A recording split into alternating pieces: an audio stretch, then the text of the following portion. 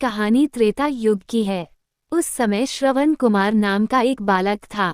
उसके माता पिता अंधे थे और उन्होंने श्रवण को कई मुसीबतों का सामना करते हुए पाला था। श्रवण कुमार बचपन से ही अपने माता पिता का बहुत आदर करता था। जैसे जैसे श्रवण बड़ा होता गया, उसने घर की जिम्मेदारी अपने कंधों पर ले ली। वह रोजाना सुबह उठकर सबसे पहले अपने माता पिता को स्नान कराने के लिए तालाब से पानी भरकर लाता था। इसके बाद वह तुरंत जंगल की ओर लकड़ियां बीनने जाता।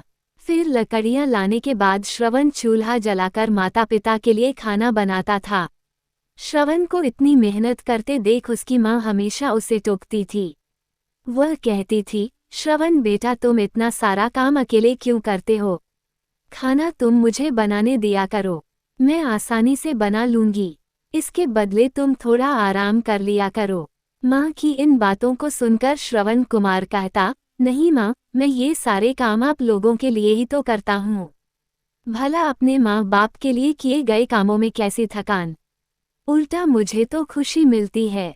श्रवण कुमार की इन बातों को सुनकर उसकी माँ भावुक हो गई।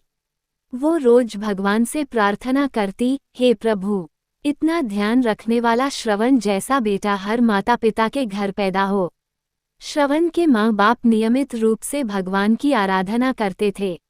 वो उनके लिए फूल और पूजा की अन्य सामग्री लाता, फिर खुद भी बिना देर किए माता पिता के साथ पूजा में शामिल हो जाता था। श्रवण कुमार धीरे धीरे बड़ा हुआ और जल्दी से घर के कार्यों को खत्म करके बाहर काम पर निकल जाता था। एक दिन श्रवण अपने माता पिता के साथ बैठा था, तभी उन्होंने श्रवण से कहा, बेटा, तुमने हमारी हर ख्वाहिश पूरा की है। अब हमारी केवल एक ही इच्छा है जिसे हम पूरी करना चाहते हैं।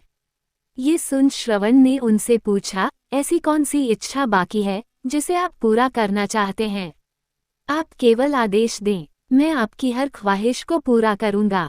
इस पर श्रवण के पिता ने कहा, बेटा, अब हम बूढ़े हो चुके हैं और हम चाहते हैं कि मरने से पहले तीर्थ यात्रा के लिए जाएं। भगवान के शरण में जाकर हमें सुकून की प्राप्ति होगी। अपने माँ बाप की बात सुनकर श्रवण कुमार सोचने लग गया कि वो उनकी इस इच्छा को कैसे पूरा करेगा। उस समय बस और ट्रेन की सुविधा नहीं थी, साथ ही उसके माता पिता देख भी नहीं सकते थे। ऐसे में उन्हें तीर्थ यात्रा कराना भला कैसे संभव हो पाता। तभी श्रवण कुमार को एक तरकीब सूझी। वह तुरंत बाहर गया और वहां से 2 बड़ी टोकरी लेकर आया। उसने उन दोनों टोकरियों को एक मजबूत डंडे में मोटी रस्सी के सहारे लटकाकर एक बड़ा सा तराजू बना लिया। फिर श्रवण कुमार ने उस तराजू में अपने माँ बाप को बारी बारी से गोद में उठाकर बैठा दिया। उसके बाद तराजू को अपने कंधों पर लेकर उन्हें तीर्थ यात्रा पर लेकर निकल पड़ा। वो लगातार कुछ दिनों तक अपने माता पिता को एक के बाद एक सभी पवित्र स्थलों पर घुमाने लगा। इस दौरान श्रवण कुमार ने अपने माता पिता को प्रयाग से लेकर काशी तक के दर्शन कराए। माता पिता को घुमाते समय श्रवण कुमार उन्हें उन जगहों के बारे में भी बताते चलता था, क्योंकि वह आंखों से उस दृश्य को नहीं देख सकते थे।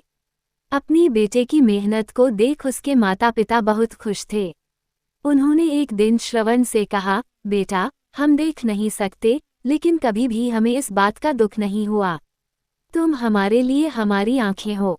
तुमने हमें जिस तरह सारे पवित्र स्थानों की कथा सुनाकर उनके दर्शन कराए हैं, ऐसा लगता है जैसे कि हमने सच में प्रभु के दर्शन अपनी आंखों से किया हो। अपनी माता पिता की बातें सुनकर श्रवण ने कहा, आप लोग ऐसी बातें न करें। बच्चों के लिए माता पिता कभी भी बोझ नहीं होते, ये तो बच्चों का धर्म होता है। एक दिन श्रवण कुमार आराम करने के लिए अयोध्या के पास अपने माता पिता के साथ रुका। तभी उसकी माँ ने पानी पीने की इच्छा जताई। श्रवण को पास में ही एक नदी दिखाई दी। उसने अपने माता पिता से कहा, आप दोनों यहाँ आराम करें, मैं आप लोगों के लिए अभी पानी लेकर आता हूँ। नदी के पास पहुंचकर श्रवण कुमार कमंडल में पानी भरने लगा। उसी जंगल में अयोध्या के राजा दशरथ भी शिकार के लिए पहुंचे थे। पानी में हलचल की आवाज सुनकर उन्हें लगा कि कोई जानवर पानी पीने आया है। उन्होंने बिना देखे केवल ध्वनि सुनकर ही अपना तीर चला दिया। दुर्भाग्य से वह सीधे श्रवण कुमार को लग गया। तीर लगते ही वह चीख पड़ा। इसके बाद राजा दशरथ जब अपने शिकार को देखने पहुंचे तो वहां श्रवण था। वो तुरंत श्रवण कुमार के नजदीक पहुंचे और कहा, मुझसे बहुत बड़ी भूल हो गई।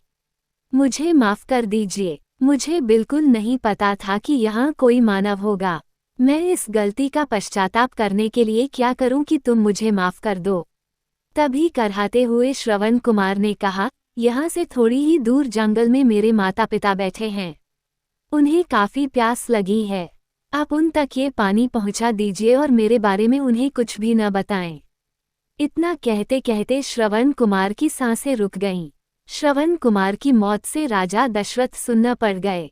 किसी तरह वो श्रवण कुमार के बताए अनुसार जल लेकर उसके माता पिता के पास पहुंचे।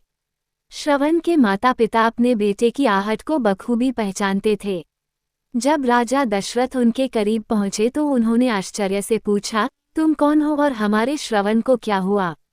वह क्यों नहीं आया? राजा दशरथ उनके सवालों का जवाब नहीं दे पाए।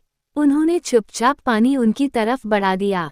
तभी श्रवण की मां ने चिंतित स्वर में जोर से कहा, तुम कौन हो और मेरा बेटा कहाँ है? ये बताते क्यों नहीं हो? श्रवण की मां की चिंता देखकर राजा दशरथ ने कहा, मां मुझे माफ कर दीजिए। शिकार करने के लिए मैंने जो तीर चलाया था वो सीधे आपके बेटे श्रवण को जा लगा। उसने मुझे आप लोगों के बारे में बताया, इसलिए मैं यहाँ पानी लेकर चला आया। इतना कहकर राजा दशरथ चुप हो गए। राजा दशरथ की बात सुनकर श्रवण की मां जोर जोर से रोने लगी।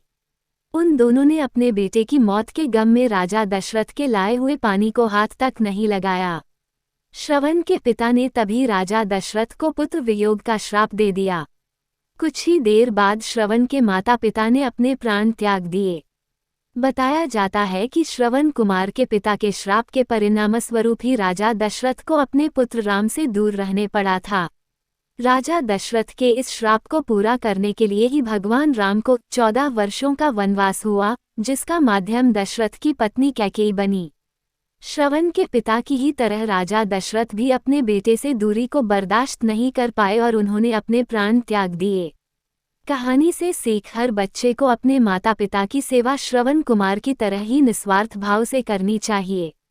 यही उनका सबसे बड़ा कर्तव्य है।